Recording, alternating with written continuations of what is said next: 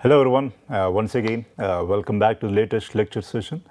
In the last session I guess we looked at how to solve a problem where carbon dioxide was in equilibrium with water, and we were trying to find out, or rather we found out the pH of that particular solution. And then we moved on to acid rain, and we saw that emissions, especially sulfur dioxide from coal power plants or fossil fuels play a major role. So obviously the next step is going to look at systems where you have sulfur dioxide and carbon dioxide in equilibrium with water, and figuring out what the pH is going to be at the usual concentrations of sulfur dioxide and carbon dioxide which we come across in the atmosphere, right? So without wasting further time, let's jump to what we need to look at. So looks like as we discussed earlier, coal contains 1 to 3% sulfur. But keep in mind, this is very much dependent upon the type of coal now, right? It is not a universal value, and sometimes we use pretty poor quality coal, at least in India now. Sulfur oxidized to sulfur dioxide, right? And I guess again sulfur dioxide can be further oxidized to sulfite, is it, or SO3. And once it is given out into the gaseous phase, it can react with the moisture in the atmosphere. Not more react, I guess, can dissolve and form H2SO3, right, sulfurous acid, and SO3 can, what do we say, dissolve and form sulfuric acid, H2SO4 and H2SO3. And obviously we know that H2SO4 can, what do we say, release protons because it is a pretty strong acid. Again, this is something that we discussed earlier, but looks like the species that we need to be concerned are H2SO3, H2SO4, and SO2 and SO3. So I believe I do not have the pK here, but let us see what we have waiting for us. So here we are going to try to find the pH of rain when the atmosphere has just 5 ppb. ppb is parts per billion, 1 in 10 power 9, 1 in billion, part per billion, and 370 ppm of CO2. Please note that this is the same concentration as of CO2 as we had earlier, right? Here it is 370 or 5 into 1 into 10 power 9, 370 into 1 by 10 power 6, right, as discussed earlier. And Henry's constant, I guess, for sulfur dioxide is given out to be 10.096, and pK1 here it is 10 power, pK1 is what is this now, 1.7. I guess, and pK2 is 7.2, right. This is, I guess, for SO2, meaning for H2SO3, I guess, right, H2SO3, if I am not wrong, is it right? Yes, we are dealing with H2SO3 because I guess SO2 leads to formation of H2SO3. That is the information we have so far, and we are saying that SO3 gas is not being formed, right. So that means SO3 gas not being formed means we are not dealing with H2SO4 or not dealing with sulfuric acid, and this question just the sulfurous acid, I guess, right. And let us move on. Relevant species, what are they? Obviously always H plus and OH minus, and then we have the species from the carbonate system, CO3 2 minus, and then the relatively more protonated forms HCO3 minus and H2CO3. And obviously in this context, what do we have? We have, what is it, SO3 2 minus and HSO3 minus and H2SO3, that is from the dissolution of sulfur dioxide, I guess, right. That is what we have out here. So let us see if we are on the right track, right, H plus, so on and so forth, right, and sulfur dioxide gas, which is obviously a known here, I guess, sulfur dioxide gas, and then in the same breath we need to also have carbon dioxide, I guess, right. So that is something we already have. So again, using the information or the background we have with respect to, what is it now, the pH pK graph and speciation, we can, looks like we can neglect HCO3 minus and CO3 2 minus if you can estimate the probable pH and compare it with pKa and pK2. So here looks like the pK1 for sulfurous acid is 1.77, that is pretty low, right. So even small amounts are going to bring down the pH significantly of the relevant water now. So keeping that in mind, and since you know that the pH pK graph for H2CO3 is something like this, and what is this now, and 1.7 is somewhere out here, even though it will not come down to 1.7, and even if it is around 3, even if the pH is around 3. And why can the pH be as close as, or come down to 3? Because you have a strong acid in the form of H2SO3 whose pKa1 is 1.77, right. But keep in mind the concentration is relatively low, and you will have some alkalinity, but it will not play a role at this pH anyway. Again, so it is going to, even if it is 3 or 4, you see that HCO3 minus is almost 0 or remarkably less, right. So, you can neglect HCO3 minus, and obviously you can neglect CO3 2 minus, right, at the pH that you would expect in this system. And again, as I mentioned, okay, I guess I might have made some error. It says pK1 is minus 1.77, maybe I did some error here, minus 1.77, or maybe this value itself is wrong. And pK1 of H2SO3, we know H2CO3 is 6.3, and so on and so forth. As I mentioned earlier, the pH of the solution at equilibrium will certainly be less than or far less than 6.3. It should be slightly lesser than the pH of the earlier problem, right, which was, I think we end up with 5.6. At this pH, H2SO3 and SO3 2 minus will be negligible, right, because pK1 of, okay, I am getting confused now, here we again end up with 1.77, so we can look this up. I am not sure which value is right, is it minus 1.77 or 1.77, okay. So, that is what we have out here. H2SO3 is negligible, I guess, because we know that it is a strong acid and almost all of it is going to dissociate. And again, here this is the picture that we have. H2SO3 is going to be something like this, and HSO3 is something like this, and SO3 2 minus will be, because the pK is 7 point, whereas the pK is 7.2, pK2 is 7.2, pK1 is 1.7.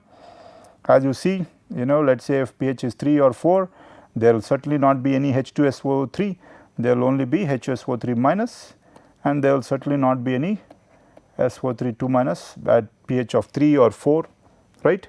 So, that is something to keep in mind, and thus we know that we can neglect CO3 minus, CO3 2 minus, SO3 and SO3 2 minus in our final calculations. Again, this is just to develop some intuition and get going, I guess. So, here we have a lot of what do we say, species or unknowns, 1, 2, 3, 4, 5, 6, 7, 8, but we know how to develop at least 5 equations from the previous example. So, obviously additional equations, we need how many additional equations? We need 3 more additional equations. So, the additional equation will be 1 Henry's constant for the sulfur dioxide, let us say, and the other 2 equations will be with respect to Ka1 of H2SO3, and the final equation will be Ka2 HSO3 minus, right. So, earlier we had 5 and now we have 3 equations. So, a total of 8 equations for 8 unknowns, right. So, let us move on. So, obviously Henry's law, equilibrium constant for the acid base reactions, and charge balance. So, we have 2 Henry's law related equations for one for carbon dioxide and sulfur dioxide each. Equilibrium constant, I guess we have 4 and 1, I guess I am missing something now, 2 plus 4 6 plus 1 7, and okay, obviously the water dissociation constant, I guess, right. So, we have 8 equations for 8 unknowns. So, let us move on, and I guess again what is the way to go about it? You have charge balance out here. So, all the positively charged, I guess here we have just H plus and equivalent concentrations of all the anions. Again, typically you rarely will you have a system that has just these species. So, again we are talking about in general cases, but to help you understand the system, we are assuming that these are the only species, and thus you can easily apply the charge balance, right. But again, keep in mind that that is rarely the case. And moving on, so what do we have? Sulfur dioxide gas in equilibrium with the aqueous phase. From this you have 1 Henry's constant, let us say, and according to Henry's law, Kh concentration in the aqueous phase by the partial pressure of sulfur dioxide. And how do you get the partial pressure of sulfur dioxide? I think the molar ratio was given to be 5 ppb, right, 5 into 10 power minus 9, and this is going to be equal to partial pressure of SO2 to total atmospheric pressure, which is 1. So, you will get the partial pressure of SO2 here, right, and KH looks like the value is given out here. So, let us move on, and then the acid dissolution and then dissociation. So, you have that the first pKa can be calculated from here. So, what is the Ka1? It is going to be equal to activity of H plus or concentration of H plus into concentration of HSO3 minus by concentration of H2SO3, which is more or less the same as concentration of SO2 aqueous, because it is 1:1 molar ratio, I guess, right. So, that is something to keep in mind. And now using this particular equation out here and plugging that in, we can end up expressing HSO3 minus in terms of H plus, which is the variable we want to calculate, and partial pressure of SO2, which we already have or which we are going to calculate in this context. So, that is what I guess we have out here, right. And then you can calculate or simplify for HSO3 minus further, right. And moving on, HSO3 minus further dissociating into H plus and the most deprotonate form SO3 2 minus. Ka2 is given out here. From here you can calculate SO3 2 minus in terms of H plus, right. So, just simple transformations here. And now applying charge balance, keep in mind we need to pay attention to the what is it now, the charge or the equivalence. So, we have the cation on the left hand side and all the anions out here.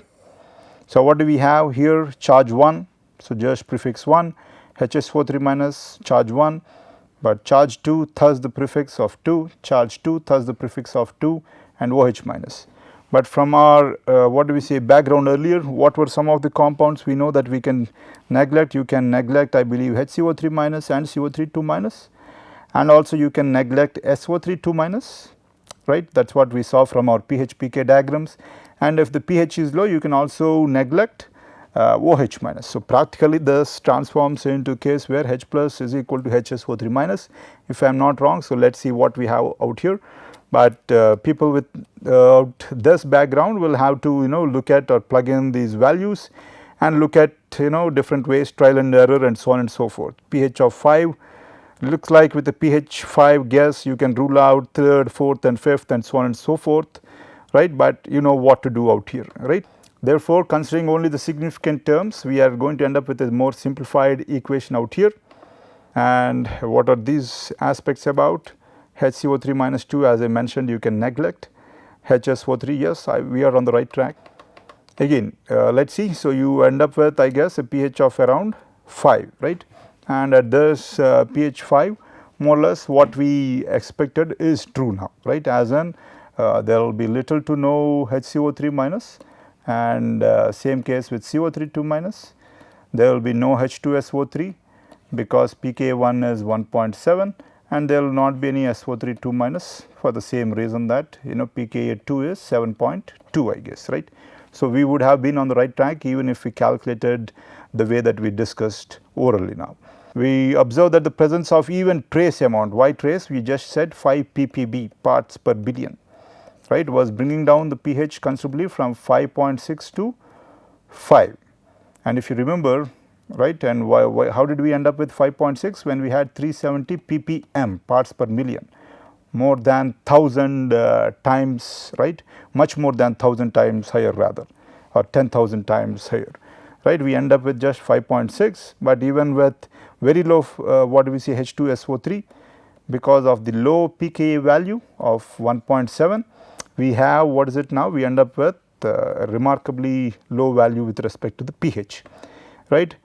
And I guess that is what we see here, pK1 of H2SO3 is far less than pK1 of H2CO3. And keep in mind that we did not look at H2SO4 too, right, and also with respect to NOx species 2 we have not considered them either. If we did, then obviously the pH is going to drop further and we are going to end up with acidic rain. So, that is something to keep in mind. That is the reason why these sulfur dioxides and nitrogen oxides, let us say, are going to be remarkably what do we say toxic to us, right, and adverse, cause remarkable or disproportionate adverse effects, right. And then moving on, we are now going to look at soil water interaction or partitioning and equilibrium between soil and water. So, why is that important? Again, as we discussed earlier now, With respect to soil alkalinity, we saw a figure with respect to the US, let us say, right, or of US, let us say, where the alkalinity or the pH was affected. And let us see how that can come about now. You are going to have carbon dioxide and H2CO3 dissociating into H plus and HCO3 minus. All these species, let us say, come in contact with your soil, and they are going to come in contact with lime, right, or MgCO3, and then you are going to have release of the cations and HCO3 minus, let us see, right, again CO3 2 minus. So, this plays the role of a buffer, obviously, right. It is going to neutralize the acidic what do we say nature of the rain. So, what do we have? We are obviously also going to have release of these ions. So, we are going to have mobilization of different ions in the groundwater from the minerals, from the subsurface, right. But again, keep in mind that we are also going to have depending on the type of precipitate out there or the mineral, you are going to have what do we say the acidity being neutralized, right. Let us move on. So, additional reactions here are, as I mentioned earlier in this class, we are going to look at acid and bases, base reactions and precipitation and dissolution, right. For example, CaCO3 solid will be in equilibrium with Ca2 plus and CO3 2 minus, right, and we will have the solubility product, which is activity of Ca2 plus into activity of CO3 2 minus by activity of CaCO3 the solid. But activity of pure solid, we take that to be 1 depending upon the aspect that the standard what do we say for activity with respect to solids are mole fractions, and mole fraction pure solid is going to be 1. Anyway, that is how we end up with the activity of the solid to be 1, but we will not go into that here. So, dissolution, process of forming dissolved compounds from obviously solid phases, I guess, right, and we just discussed this. So, we will not go into this further, and as I mentioned here, okay, looks like I just wrote down what was going to be presented on the slide. So, K solubility, so it is not the concentration, it is the activity of solid is 1, right, and that is why you end up with K solubility product to be Ca2 plus into CO3 2 minus, I guess, right. So, let us move on further. So, the example that we have here now takes it a step further, as in we have rainwater falling on a soil surface which is in contact with soil containing limitless limestone, calcium carbonate. So, the key is what will be the pH in this case. Here the what is it now, the relevant variables are that the solubility product is given, assume instantaneous equilibrium, which is not the case for the dissolution, and phase change and acid base reactions, assume that there is infinite calcium carbonate. So, when we say rainwater, I guess we need to look at what the carbon dioxide concentrations are going to be, right, and I guess that should have been given in the question, but that is fine, we will use the data that was given in the previous question. So, what do we have now? We have carbon dioxide that is going to be in equilibrium with the rainwater droplet, and once the rainwater droplet comes in contact with your let us say mineral or lime, again you are going to have another equilibrium. So, right, everything is finally balanced, you are going to have a what do we say equilibrium between initially these two phases and then this phase, I guess, right. So, let us see what we have. As I mentioned, initially carbon dioxide in the gaseous phase is going to dissolve into the water, and you are going to have formation of H2CO3, and once that is formed, right, that can what do we say partition between H2CO3, HCO3 minus and CO3 2 minus, right, and that is one equilibrium until there. And then once the rainwater comes in contact with your mineral out here, it can lead to dissolution and release of the metal or calcium and CO3 2 minus, and again there is going to be an equilibrium between the soil and the water here, right. So, that is something to keep in mind. So, let us go about understanding or calculating for the relevant pH. So, again 3 phases, gaseous, aqueous and solid, but I guess keep in mind that they are not simultaneously at equilibrium. Initially equilibrium between gaseous and aqueous, and then later once the water droplet comes in contact with the soil between the aqueous and the solid phases. But let us see how it is that people have considered here or gone about it. So, relevant equations, similar equation, I guess that is something we looked at. So, no point in looking at it again. So, dissolution of the gas into the aqueous phase and then H2CO3 being formed and deprotonation out here Ka1 or pKa is 6.3. Again further dissociation or deprotonation Ka2 is going to be 10.3, and then the dissolution of calcium carbonate, the solid, this is solid, keep that in mind, into Ca2 plus and CO3 2 minus. So, these are the relevant reactions out here, right. And what else? Applying charge balance, what do we have? We have two cations here, Ca2 plus and H plus. Depending on the charge, you are going to have to apply prefix because we are talking about equivalents out here, right. So, this is what we have out here, and from equilibrium reactions relevant to reactions 1, 2 and 3, right. 1, 2 and 3 were okay. So, 1, 2 and 3. What do we have? Looks like this is something that we calculated from the previous question itself when we had just the carbon dioxide and apply from solubility of calcium carbonate, right. You can again transform this particular, not transform, you can get the Ca2 plus concentration in terms of K solubility and CO3 2 minus, right. We know that solubility product is equal to concentration of Ca2 plus and concentration of CO3 2 minus, right. So, that is something to keep in mind, and from there you can express Ca2 plus in terms of H plus and partial pressure of CO2, right. And then we are going to plug this into this equation, right. Here we are going to end up with just H plus and partial pressure of CO2, which is known to us, right. And partial pressure of CO2, we have that out here, the 370 is what we have been using since quite a few sessions, and we plug that in and solve, and what is the H plus that we end up with? H plus is 8.2 or pH is 8.2. So, we see that earlier acid rain was 5.6. But now that ends up once it is neutralized by the limestone, looks like the pH is going to be equal to 8.2. But I would suggest those people who are relatively more thorough to recalculate or look at the calculation to understand that initially we have air and water in contact, and then that rainwater droplet with that what do we say set of H2CO3 concentrations is going to come in contact with the solid. It is not that you are going to have constant air, water and solid equilibrium, right. Initially it is between air and water and then between water and the soil. You can see if we need to redo the calculations, but that is for the more enterprising people among you, I guess, right. So, let us move on. So, from that we can calculate calcium concentration that is going to be released, and let us see what we have. Calcium is considerable, 20 milligram per liter is going to be released. So, again the take home message, when rainwater which has a pH of 5.6 due to carbon dioxide in the gaseous phase comes in contact with limestone, the water turns alkaline with pH of 8.2. But again as I mentioned, this is in that simplistic case where we are assuming simultaneous equilibrium between air, water and solid, right.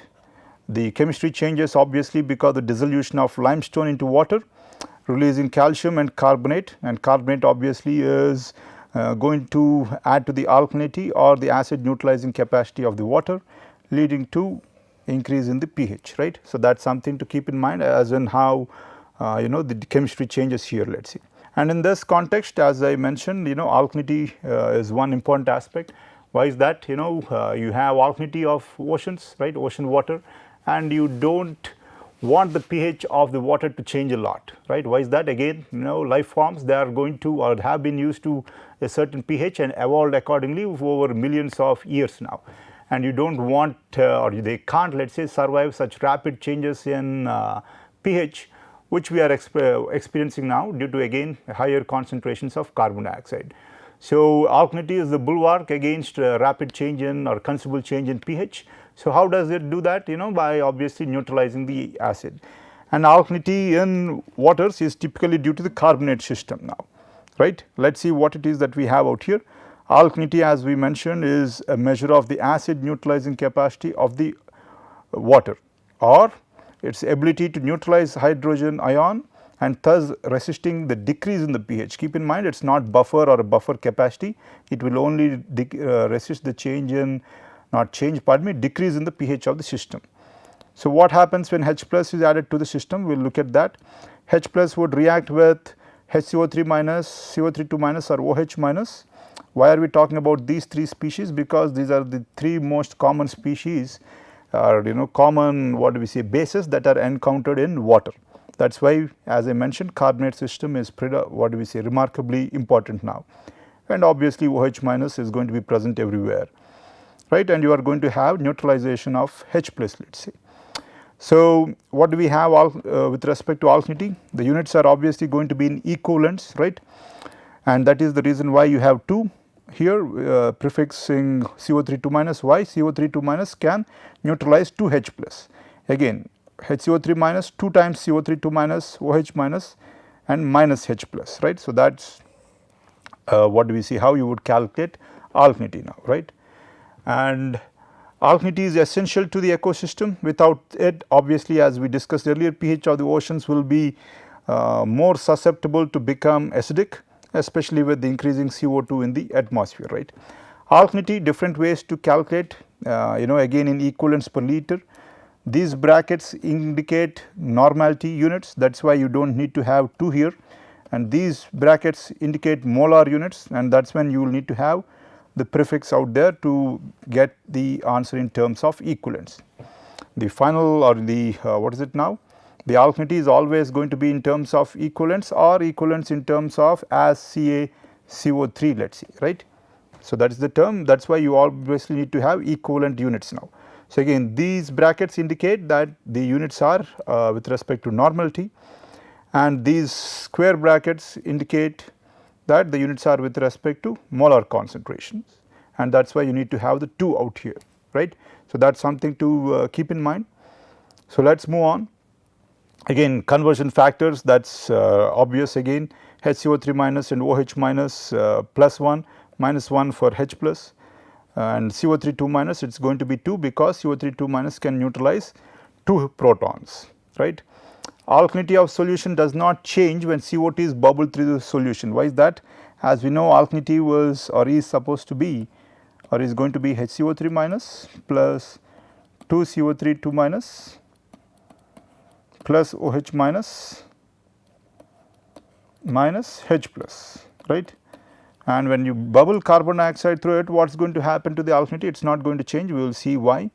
When what do we say carbon dioxide is bubbled through, and if everything stays as H2CO3, do you see any change here? No, no change. Or if there is some dissociation into H plus and HCO3 minus, do you see a change? Yes, you see a change. HCO3 minus is increasing, but simultaneously H plus is also increasing, and so they cancel out each other. But if we talk about further what do we say dissociation H plus and CO32 minus, what do we see out here? CO32 minus is increasing, and so is H plus by 2 if it is complete dissociation. So, they cancel out each other, right. So, that is the reason why when you bubble carbon dioxide through water, the alkalinity is going to stay the same now. So, let us move on. So, estimating alkalinity.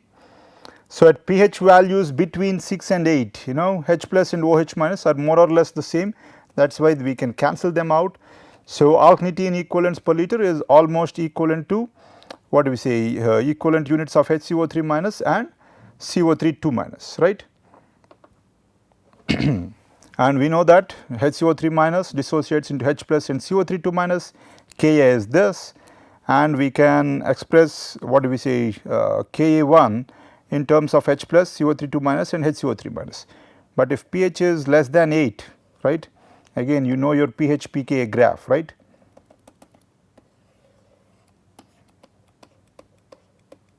If H plus is less than 8, and this is 10.3, and if pH is less than 8, what is going to be predominant? Only HCO3 minus, and CO32 minus is going to be pretty much negligible. So, in that context, alkalinity will more or less be equal to the concentration of just HCO3 minus, especially when the pH is between 6 and 8. I guess I have been I overshot by a couple of minutes. So, we will end today's session, and next session I guess we are going to look at calculating the alkalinity for a couple of systems, and then move on to different sets of or kinds of pollution, right. With that, again thanking you for your patience, I guess I will end my session for now. Thank you.